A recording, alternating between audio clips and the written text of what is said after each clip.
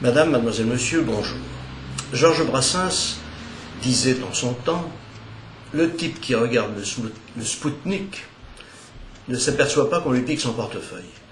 C'est très exactement ce qui est en train de se passer en France, avec par exemple cette fameuse affaire du test ADN, dont toutes les colonnes de journaux sont pleines, dont toutes les télévisions nous rabâchent les données, et dont il semble ressortir, si l'on en croit des éminents exégètes de la vie politique française, qu'il s'agit de rien de moins qu'une résurgence du nazisme dans notre cher pays. Bien entendu, il ne s'agit en aucun cas de cela, mais il s'agit vraiment d'une opération parfaitement concertée entre la majorité et l'opposition pour ne pas s'occuper des vrais problèmes.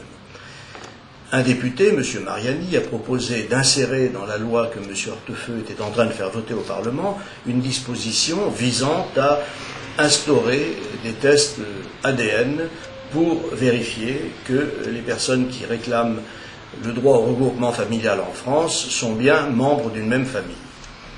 En apparence, le bon peuple a cru qu'il s'agissait d'une mesure visant à durcir les conditions d'entrée sur le territoire français.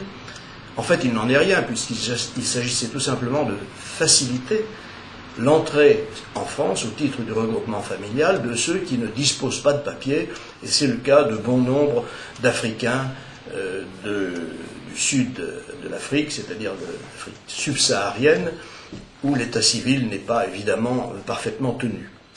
Donc il ne s'agit en aucune mesure d'une disposition qui permettrait, par exemple, de ralentir le flux de l'immigration.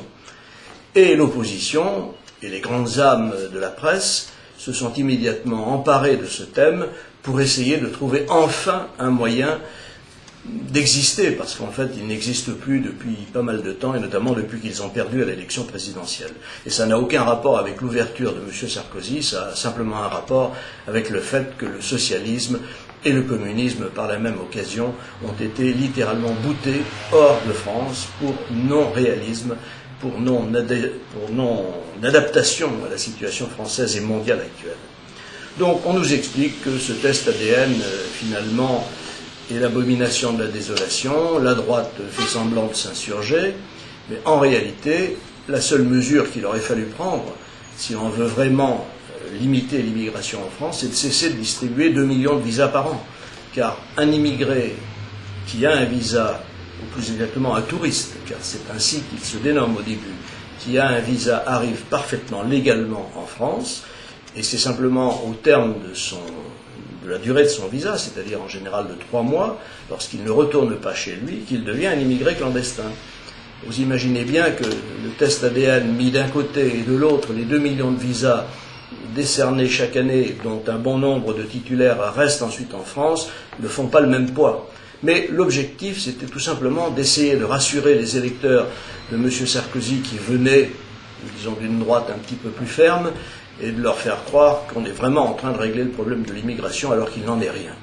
Dans le même temps, bien entendu, on ne s'occupe absolument pas du dramatique problème des retraites qui va faire que la plupart des Français vont se voir soit privés complètement de retraite, soit voir une retraite amputée d'un tiers, des 2 tiers, voire même de plus des 2 tiers, car rien n'est écrit dans ce domaine. On sait très bien qu'à partir du moment où le choc des retraites va avoir lieu, il sera totalement incontrôlable.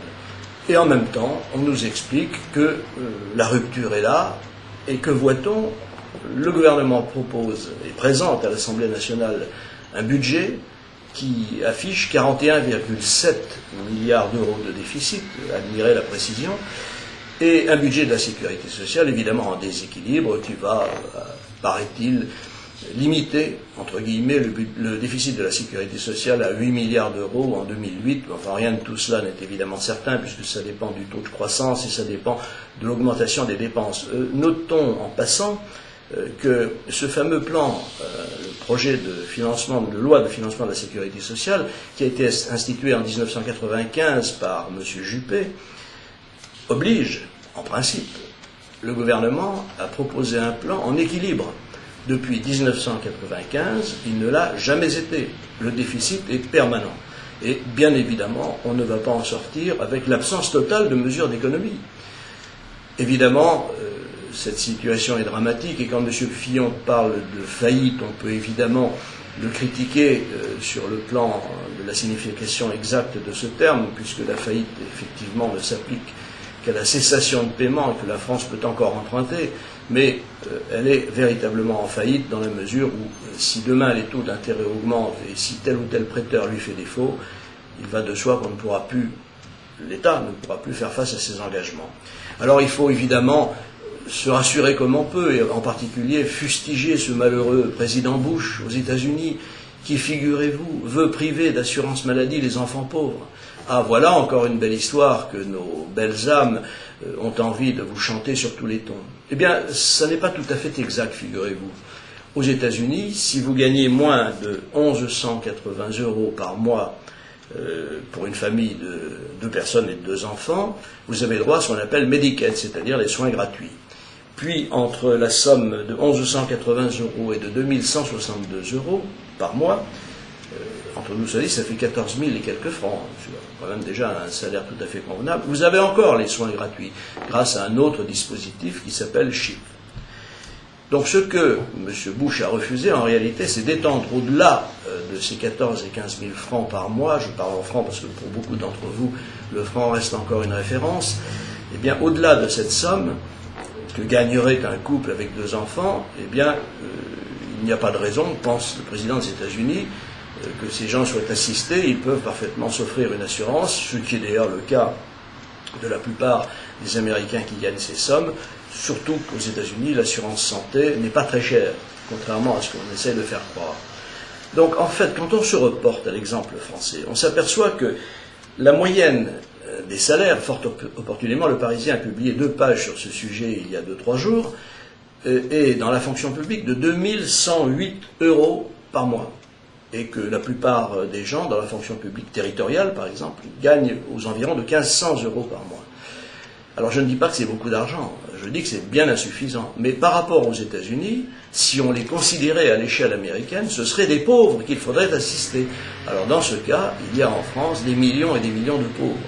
Voilà ce qui nous permet quand même de relativiser les choses, et surtout, notons une fois encore que c'est en essayant de tromper les Français par des exemples abusifs, soit par des références à des périodes noires de l'histoire contemporaine, soit en essayant de faire des États-Unis un épouvantail, ce qu'ils ne sont en aucune manière, même s'ils ne sont pas forcément un modèle.